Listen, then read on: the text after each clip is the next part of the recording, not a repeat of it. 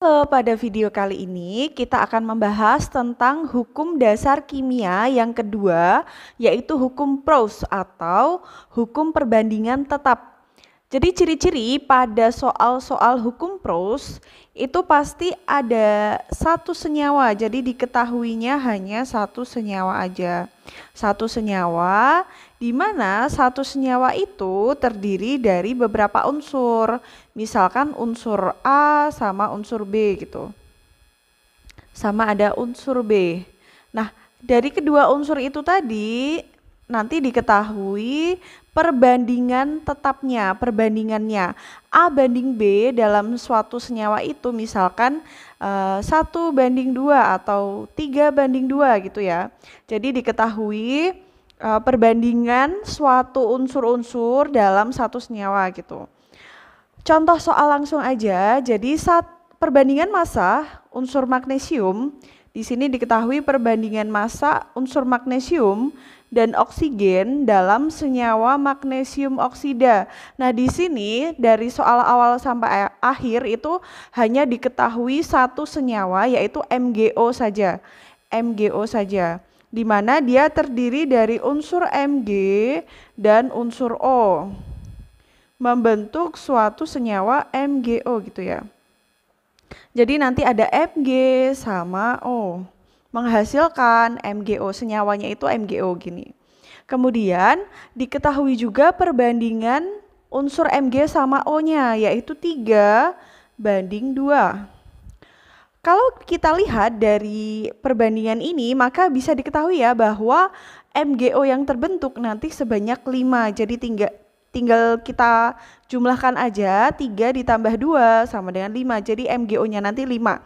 Jadi misal nih, hanya misal aja jika Mg-nya 3 gram, oksigennya itu 2 gram, maka MgO yang terbentuk itu sebanyak 5 gram gitu ya. Jadi perbandingan ini nanti fungsinya untuk dasar mengerjakan soal yang ditanyakan. Jadi pertanyaannya adalah jika 6 gram magnesium, jadi di sini 6 gram, magnesiumnya 6 gram, direaksikan dengan oksigen untuk membentuk senyawa magnesium oksida, berapa gram oksigen yang diperlukan dan berapa gram magnesium oksida yang dihasilkan. Jadi yang diketahui hanya satu yaitu 6 gram ini. Terus yang ditanya oksigennya berapa, MgO-nya berapa gitu ya. Cara mengerjakannya adalah dari data yang ada di atas tadi, kan 3, 2, sama 5. Nah inilah kuncinya, jadi 3, 2, 5 ini sebagai kuncinya. Terus 3 menuju ke 6 ini kan dikali 2. Jadi kita cari pengalinya ya, dikali ya, pengalinya itu berapa gitu. Pengalinya itu nanti harus sama. Pengali harus sama. Harus sama gimana maksudnya? Maksudnya jika Mg-nya itu 3 dikali 2, pengalinya itu 2, maka O-nya juga harus dikali 2. MgO-nya juga harus dikali 2. Gitu, jadi pengalinya harus sama. Nah, dari sini udah ketemu nih jawabannya, tinggal kita kalikan aja, 2 dikali 2, 4 gram. Terus 5 dikali 2, 10 gram. Udah deh ketemu, jadi masanya oksigen itu 4 gram, masanya magnesium oksida itu 10 gram. Cuma gitu aja, jadi intinya adalah kamu harus tahu kuncinya, di sini angkanya itu berapa. Kalau di sini kan 3, 2, sama 5, terus tinggal dilihat pengalinya. Pengalinya itu harus sama. Nah, kita lanjut ke soal selanjutnya. Di dalam senyawa magnesium sulfida, perbandingan massa Mg banding S itu 3:4. Kita tulis dulu aja. Jadi ada Mg sama S dalam senyawa MgS. Nah, Mg-nya 3, S-nya itu 4, jadi 3:4. Maka MgS si senyawa ini totalnya adalah 7 ya kan. Nah, ini kuncinya udah dapet 3, 4, sama 7. Kita lihat pertanyaannya, berapa gram massa logam magnesium dan belerang yang harus direaksikan agar diperoleh MgS-nya sebanyak 2,1.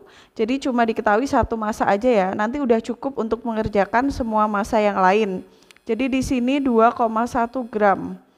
S-nya berapa, Mg-nya berapa? Seperti tadi, tinggal kita cari pengalinya. 7 dikali berapa nih? Biar hasilnya 2,1. Berarti 7 dikali 0,1. Sorry, 0,3. Sorry ya. Jadi ini dapatnya dari mana sih 0,3 Kak gitu. Jadi 7 dikali X atau dikali berapa gitu ya, sama dengan 2,1. Maka X-nya adalah 2,1, 7-nya pindah ruas ke bawah jadi di sini ya. Jadi 2,1 dibagi 7, maka X-nya sama dengan 0,3. Gitu cara mencari pengalinya dari sini. Terus kalau udah ketemu pengalinya 0,3 yang satu ini, maka semuanya harus sama. Di sini dikali 0,3, di sini juga dikali 0,3. Udah deh ketemu juga.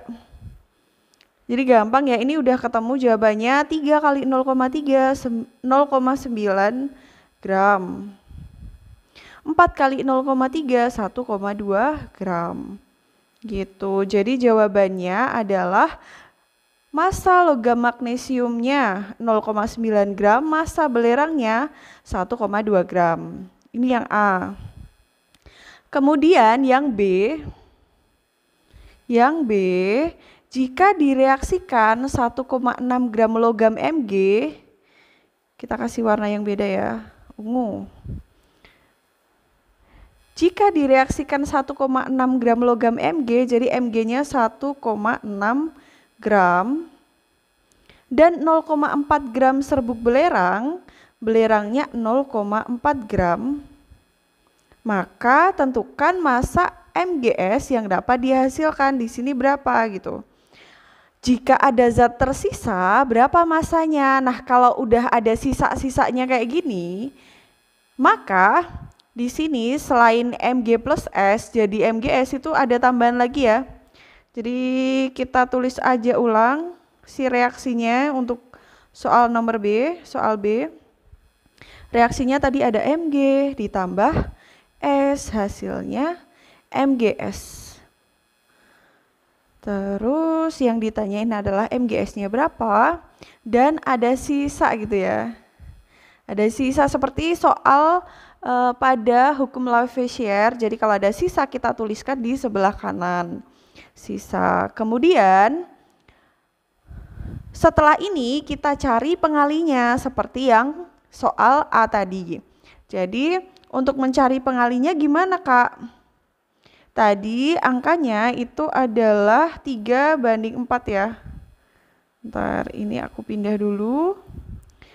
3/4, hasilnya 7. Kemudian kalau kita lihat, kita lihat di sini kan ada dua massa, 1,6 sama 0,4 gram. Nah di sini kan berarti ada dua kemungkinan pengali kan ya. Bisa dari Mg, bisa dari S. Pengali yang dipakai yang mana? Nah kita hitung aja, dari 3 menjadi 1,6 ini dikali berapa gitu. Kayak tadi ya, 3x, 3 dikali x itu hasilnya 1,6.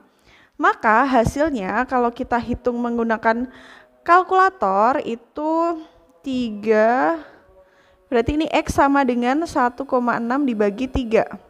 1,6 dibagi 3 itu 0,533 sekian gitu ya. Angkanya sulit, hasilnya 0,533 sekian gitu banyak. Kemudian kalau 4 dikali berapa jadi 0,4, ini lebih gampang ya angkanya. Jadi 0,4 dibagi 4 itu sama dengan 0,1. Pengalinya 0,1. Di antara dua ini, carilah pengali yang paling kecil. Jadi kalau ada dua pengali nih, kamu bingung mau pakai yang mana, yang dipakai adalah pengali yang paling kecil. Pilih pengali yang kecil.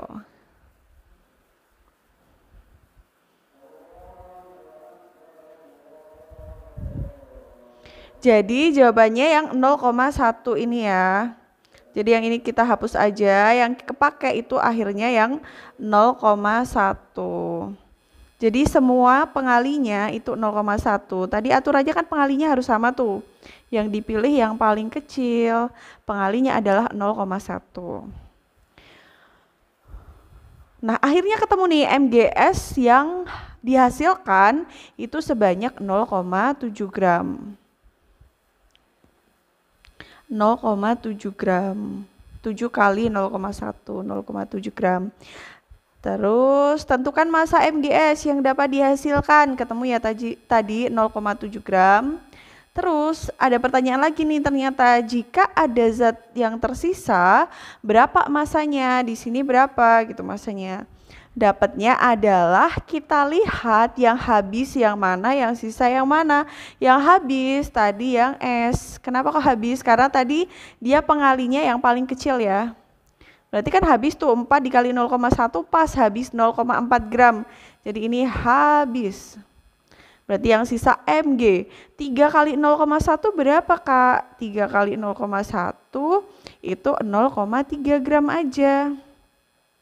Jadi yang bereaksi itu hanya 0,3 gram.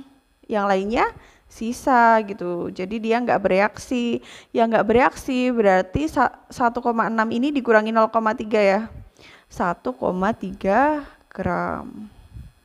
Sisanya 1,3 gram siapa? Mg gitu. Jadi jawabannya adalah jika ada zat yang tersisa, berapa masanya? Sebanyak 1,3 gram Mg. Jadi ada dua jenis tipe soal ya untuk hukum Proust. Jadi yang pertama itu yang biasa, yang nggak ada sisa-sisanya, cuma pakai kunci pengalinya harus sama gitu. Kuncinya cuma satu, pengalinya harus sama. Nah kalau yang ada sisa-sisanya, kita cari dulu kedua pengalinya itu berapa, pilih pengali yang paling kecil. Begitu, semoga membantu. Kita lanjut nanti di video selanjutnya tentang hukum dasar kimia yang ketiga.